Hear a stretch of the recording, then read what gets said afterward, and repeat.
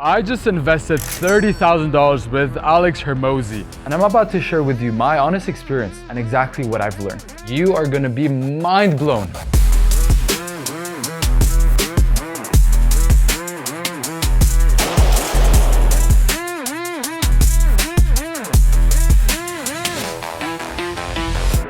I'm currently here in Vegas in my hotel room, just having completed the 2-day workshop at acquisition.com called the Value Accrual Method Workshop. And there were a lot of breakthroughs and a lot of revelations that came from that experience. First things first, the way acquisition.com workshops work is that they have 3 tiers of workshops. The first one is what is called the scaling workshop. This one is usually for entrepreneurs making anywhere between $50,000 to $100,000 per month. That's the workshop I went to back in September. There's a point during that where you end up being presented and upsold into a larger, more personalized, more specific program, which is the value accrual method, the one I just completed. The third layer of program is one that is very exclusive to brands that are doing about $5 million per year. And that one is called Boardroom with Alex Hormozi. You're pretty much spending a day in the boardroom with a few other people, and that one goes for $130,000. The most powerful part about being there was, frankly, not just the information that was presented by you. It's not the PDFs or the documents or the booklets, but there was something about acquisition.com that always makes it the greatest return on investment. And I realize now that it's not just the material being presented, but it's the exposure that you have to the environment and the team of acquisition.com. Seeing how the team operates and how the business model of acquisition functions, you are gonna be mind blown by how much they are actually making. One of the things that stood out for me is the supply to demand ratio. I got to know the sales team at acquisition.com, and I was able to, through a series of questions, really get in depth in a little bit behind the scenes of how the numbers are looking and what the economics are. And they are currently booked out 5 months in advance, where there is literally no capacity for their program. I was sitting there and speaking to different people that were part of the BAM workshop. And some people had paid $15,000 to be there. And others had paid $35,000 to be there. What's up with that variable pricing?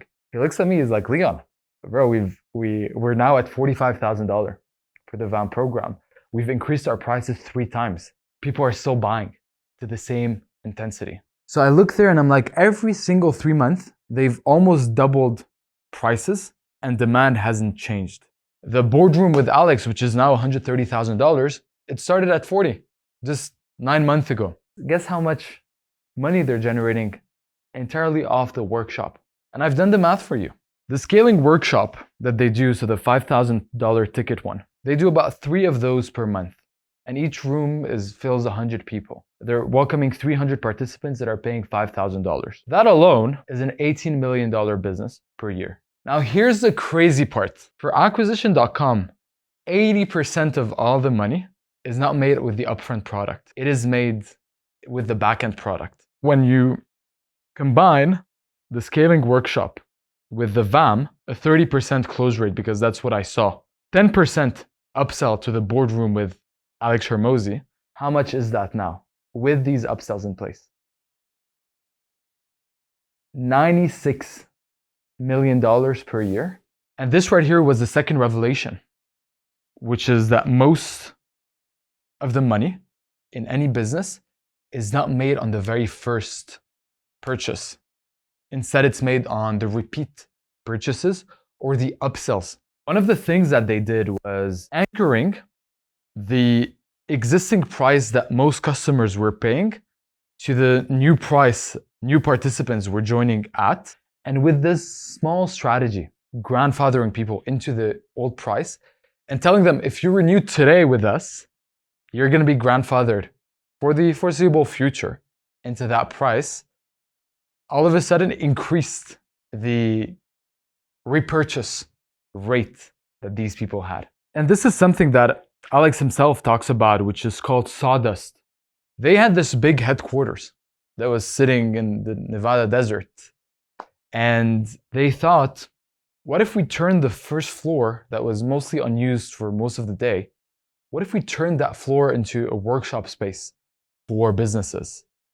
And that's how they were able to take real estate that was already being paid for the company, turn that into a $100 million business just by itself. Just being able to experience this alone and seeing how their business model functions live was honestly a lot more revealing than a lot of the material that was covered and a lot of the things that were shared. Now, before I talk about the actual content of the material, because that was full of alpha in and of itself, one of the things that stood out is the importance of customer experience. Customer experience doesn't just start when you enter the building. It starts when you're interacting with the team in preparation for the meeting. And I remember sending out a couple emails trying to move dates around for the VAM workshop. I remember sending a screenshot to my team being like, guys, look at the level of customer service that they have for people. The thoughtfulness through which they would answer emails. Oh, Leon, don't worry about it. I know there was like contractually a change fee, but we'll waive that for you. These small details, the experience starts before even walking into the building. And even in the building, I remember Alex Hormozi talking about this. She trained the team on how to remember people's names, how to address people when they have any questions. Experiencing that firsthand really sets them apart from anything else. So these right here are the observations that I've had about acquisition.com. Now let's talk about the curriculum a little bit. Business is a game of infinite variables. As a business owner, there are so many things that you could or should be doing to move the business forward. What VAM tried to do, so the value accrual method workshop tried to do, is to, out of that infinite of variables that can be controlled, what are the one or two that will create the greatest business unlocks? If just those are fixed, how do we get your business to the next level? Imagine water flowing down a river. Water will just flow until it finds a roadblock. Let's say there's a tree trunk blocking the whole thing, and all of a sudden water is leaking all over the place because of that tree trunk. The goal is overcoming that bottleneck by removing that tree trunk. Entrepreneurs are trying to make sure that the lines of the river are straight. The right entrepreneurs know what are the bottlenecks and how do you just overcome that. And that's what we focused on.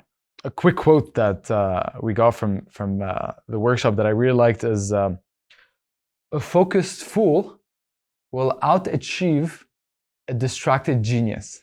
Where do we put all our focus as businesses to get the biggest upside? And this is where we started off by doing an exercise called the ideal future state. So what we did, we had a sheet and it was written in big.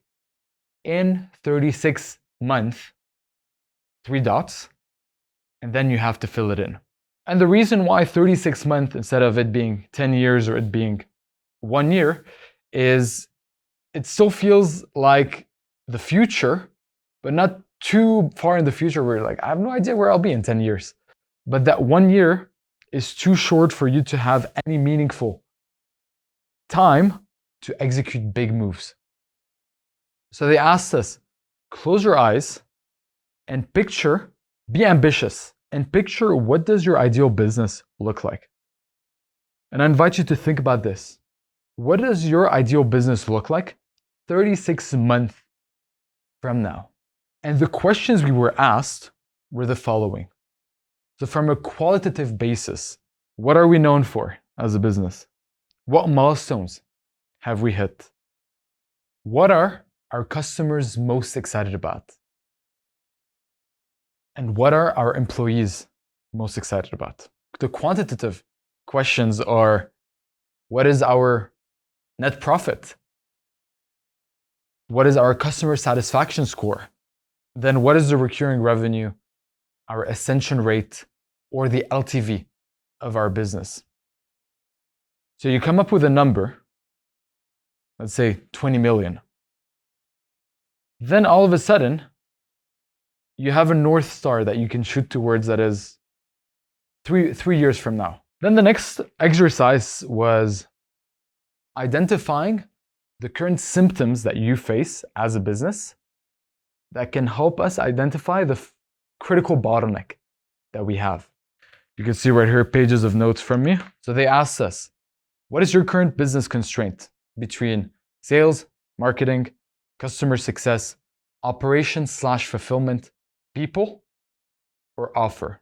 And then there are 3 symptoms that you have. So in the hypothetical example here, it's like not enough sales per month, slowing revenue. Number 2, CEO is way better at closing than any salesperson. Symptom number 3, CEO spends too much time on sales, not enough time to focus on other departments. So based on this, now you know that with sales being your bottleneck, you have greater clarity on what would be the best next actions that a business should do, which is having an effective sales team that consistently drives growth for the business and has a full-time sales manager, sales lead. So the business will not move forward if this were not solved. You could spend the next 12 months solving your product problem, your social media problem, but if this problem is not solved, your business will not move. Your constraint will be hit and your business will not grow beyond that. So a big part of the workshop was laser focusing on what is that one constraint that our business has. And then they teamed us up with specific experts. 3-4 companies had one expert that had overcome a very similar business challenge in the past. So naturally we were teamed up with someone who had exited 2 marketing agencies in the past. And funny enough, happens to be a big DJ in crypto. So the guy knew all the references, he knew my Pengu. It was a perfect fit, honestly made in heaven. So a big part of the rest of the workshop was him presenting to us via what was a 40-slide deck. What are his recommendations on how we should overcome our personal constraints, which were for us increasing client LTV, operationalizing the business, and number 3, it was getting better at tracking the client journey. And about the client journey bit, every system is broken, has some leaky buckets in it. The problem with most entrepreneurs is that they're shooting darts in the dark and they don't really know what is broken in their business. You know what they say, sunlight is the best disinfectant. Shining light on your system will alone reveal where it's broken. And it starts by drawing the exact customer journey. I remember our mentor, in one of the slides, he exploded his exact client journey that he had in his previous agency that he sold for multi-7 figures. And the detail at which it was presented, like about 150 touch points between the client journey. So from the sales call all the way to the offboarding of the client, what are all the things that are happening during the process? And how do you attribute tracking metrics to it? So I saw this and I was like, damn, we have like nothing. And then we're going to go to this. And he was like, no, just start with this. Start simple. And then as you go, the client journey will become more complex and you will start noticing small complexities. A couple last things that I'll say that really stood out for me is the role of the CEO. As Unfungible was growing, all of my entrepreneurial career in the last 8 years, I was moving the business. I was on the floor of the manufacturing plant and I was shipping products, I was tightening screws. But now I got to the point where you have people doing that. And my role, all of a sudden, was unclear to me. So one of the things I was quite unsure about is what is exactly the role of a CEO for him or her to have the greatest impact on the business. And I've read studies. Harvard Business Review came up with a 200-page study that gave me some clarity. But there was one sentence, 3 words, that encompasses it all, which is CEOs allocate resources.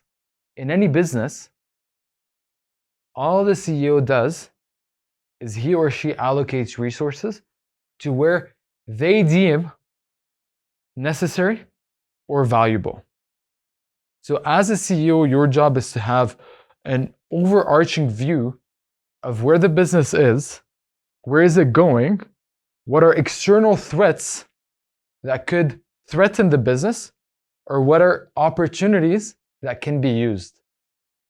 You have the bird's eye view, and you allocate team, resources, labor, skill set, or expertise based on this array of variables that you're trying to work with. One thing that I'm about to say that will sound crazy, that room alone had probably paid over $1 million to be there. And nowhere was Alex Hormozi himself to be seen. We did not see neither Alex Hormozi or Laila Hormozi, the 2 co-founders, for the whole 2 days. And it's interesting because these are exactly the concepts that they teach to the people that pay to be there. One of the concepts is called Keyman Risk. Keyman Risk is if you have one person in the business that if they were to disappear, they call it the bus test. If someone were to be hit by the bus, can the business continue to function as normal? If the answer is no, you have Keyman Risk. So they talk a lot about how businesses, especially at a certain scale, need to unshackle themselves from Keyman Risk. And they don't just talk about it, they live it into existence. As a founder, as someone who talks a lot about the founder funnel, it is not necessarily about you being there for people and you being the product. Instead, it is about injecting you, your ethos, your core value, who you are as a leader, into the products and services that people are exposed to. Because although I didn't see Alex, I could see his impact and his influence being projected across every single step of the buyer journey that I went through.